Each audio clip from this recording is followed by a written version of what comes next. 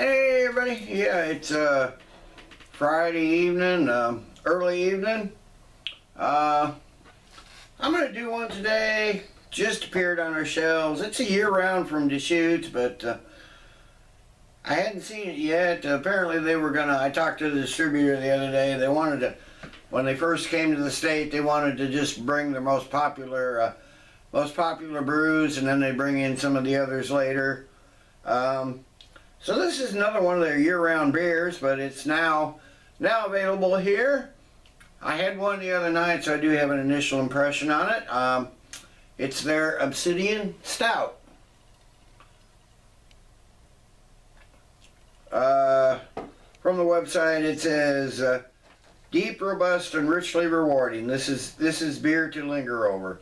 Obsidian has distinct notes of espresso, chocolate, roasted malt, and black barley with just enough hop bite to cut the sweetness. It says malt, pale crystal, Carapils, Munich, black barley, roasted barley, and wheat. Hops, Nugget, Millennium, Willamette, and Northern Brewer. 6.4% ABV, 55 IBUs. Let's get this baby in the glass and see what we have. I'm sure glad. I mean, we got Deschutes, Lagunitas, New Holland, just a bunch of new breweries just started delivering in this state. So I'm really appreciating that. Bunch we couldn't get before, much I've heard about. That poured dark brown, almost black. Hold it up to the light. There may be just a hint of ruby around the edge, but not much. It's mostly black. Got a finger and a half of a creamy, very creamy tan head. Nice looking stout. Not an imperial stout, but it's a stout. So let's get a nose on it. Okay, yeah, there's a moderately heavy dark chocolate note right up front there. Some lighter espresso notes. Espresso coffee, not dark roasted coffee or anything like that, like you sometimes get in stouts. There are some roasted malts in there. Light, yeah, I don't know, anise maybe, licorice. I really can't tell the difference between the two, but it's that anise licorice type note. There's some charred, burnt notes in there, maybe just a hint of smoke. Definitely got those dark, roasty barley malts in there. Some coffee, maybe a little vanilla, almost like a little bit of charcoal or tobacco, like one of those, you know, like those fine pipe tobaccos. If you stick your nose in a bag of that, the kind of smell you get there, it's just a faint hint of that just in the background. But this is primarily the chocolate and the espresso and the barley malts. But it's a good smelling stout. So let's get a taste.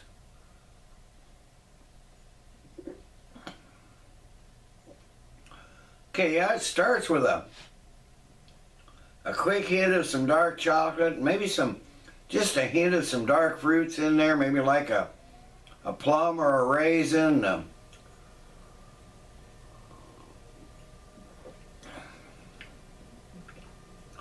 It kind of, not a lot going on in the middle there, but it goes pretty much right to the finish.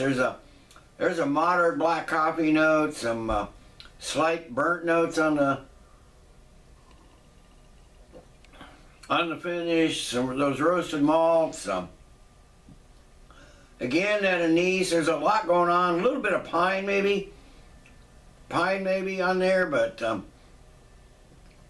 it's a nice chocolate, roasty, toasty, tasting stout. There's a bit of almost an herbal, earthy type hoppiness in there, and along with those notes on the finish, there's a kind of a bittersweet chocolate there.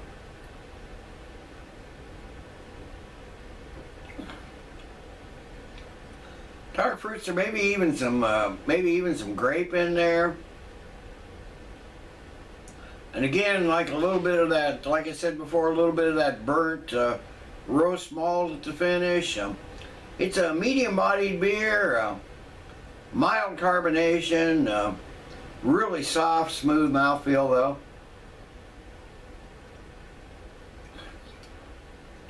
Nice tasting stout, so let me sit. I will sit and sip on this a while, and I'll come back in a while with the final thoughts and grade.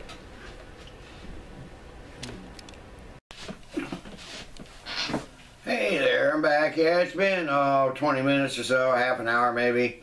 I just been sipping on this. I'm really pleased with this beer. Like I said, it just appeared. So I never tried it before, other than a couple nights ago. But it just appeared on our shelves a couple days ago. But I'll definitely be getting it again. It's one of those. I think if you're in a mood for a stout, but you don't want a big imperial stout. This would be a good one to go to if it's available. Deschutes continues to impress me. The more of their beers I have, the more I'm convinced that they know how to do it right. And anyway, this beer would be hard to beat at any price, and it's fairly reasonably priced. So as long as and if it's available year round.